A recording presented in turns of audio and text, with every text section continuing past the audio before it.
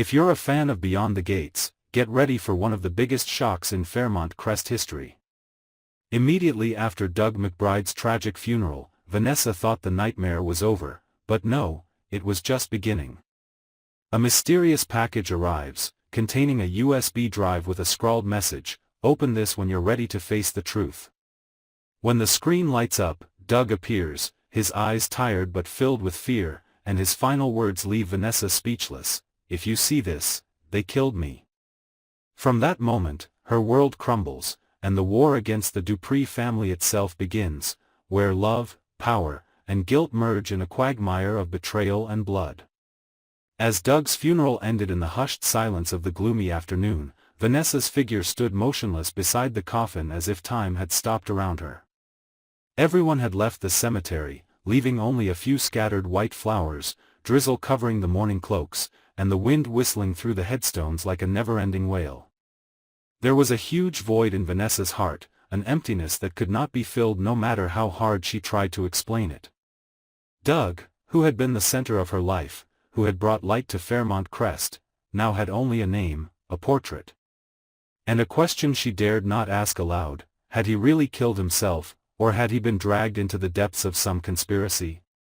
As the funeral was over, a courier came and handed her a small package, addressed to Doug McBride, sent 2 weeks before his death. Back at the large mansion that had once been filled with laughter, Vanessa opened the package.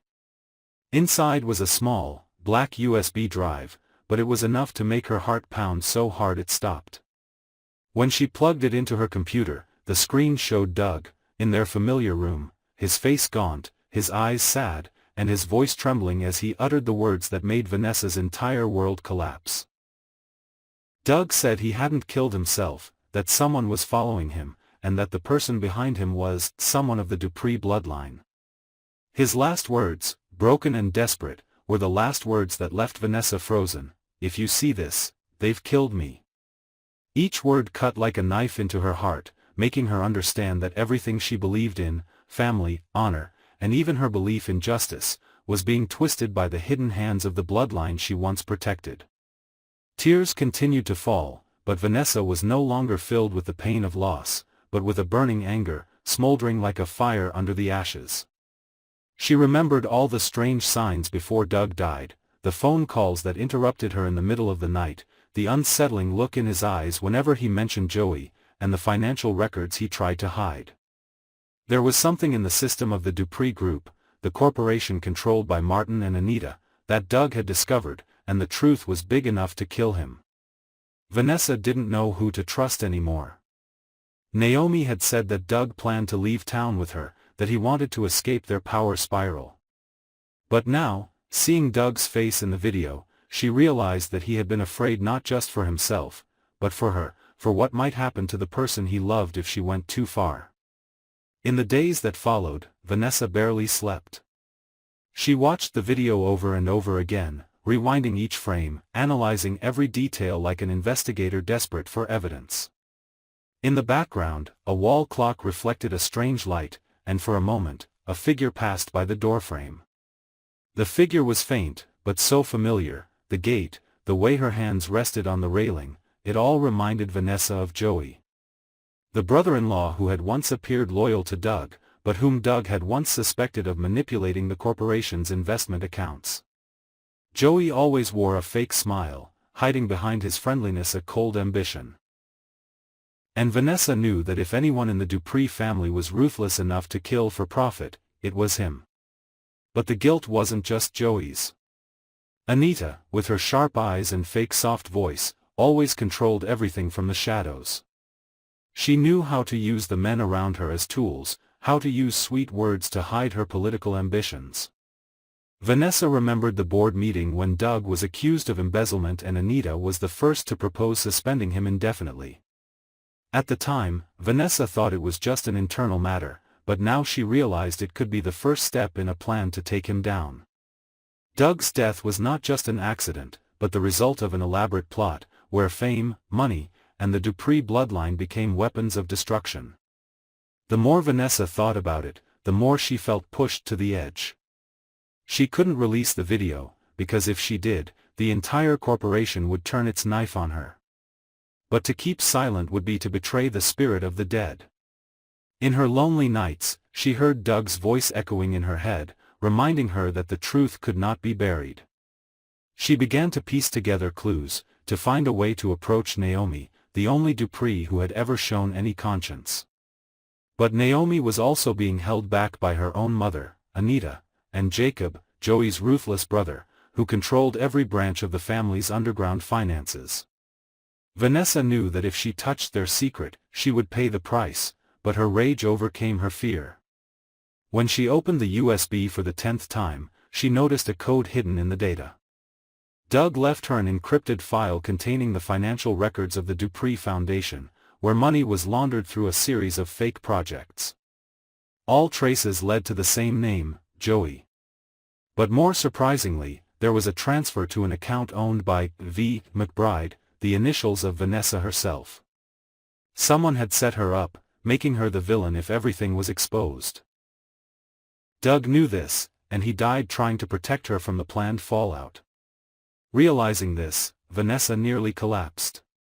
The pain turned to a simmering rage, and in the dim light of the screen, she vowed not to let Doug's death be erased by the Dupree family's lies.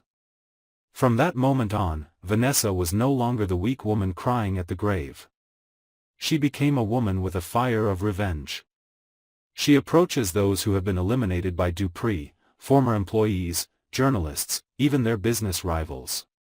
She gathers bits and pieces of information, rumors, and begins to build a picture of a corrupt empire cloaked in the aura of power. Joey notices the change in her, but too late. When he tries to take control, Vanessa sets a trap for him, causing a data leak that causes a media crisis. In the eyes of the public, the Duprees remain a symbol of success, but inside, the bonds are breaking. Vanessa begins to suffer from insomnia, paranoia, and is haunted by Doug's voice in her dreams. She sees him standing in the endless hallways of Fairmont Crest, calling her name in the pale white light. Each time she wakes, she sees a new detail in the video, as if Doug is guiding her from the other side. Sometimes, she doesn't know what's real and what's a fantasy.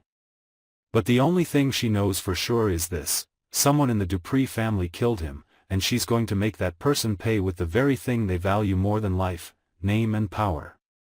Vanessa's story is no longer just a widow's pain, but a woman's journey betrayed by the family that raised her. As the darkness in Fairmont Crest deepens, as everyone has secrets to hide, Vanessa understands that she's becoming part of the game too. A vendetta, even one that started out as love, will turn into a curse if she takes it too far. But she can't stop. Doug is dead, and justice is the only thing that keeps her feeling like he still exists. The final night of that tragic prologue ended with Vanessa staring straight at the computer screen, where Doug's face lingered in the final frame. His eyes seemed to pierce her soul. The screen flickered before turning off, leaving an echo in the empty room. "If you see this, they killed me."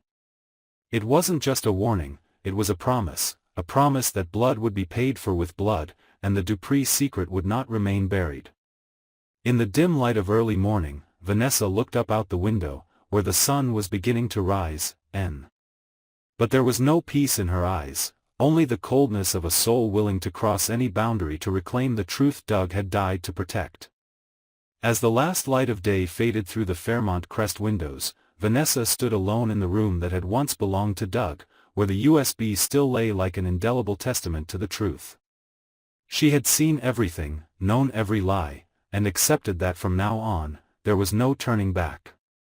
Doug's face on the screen froze at the last second, his eyes fixed on hers. No more pain, only trust that she would do what he couldn't. In that moment, Vanessa was no longer a victim. She was a survivor, the keeper of the secret that could destroy the Dupree family.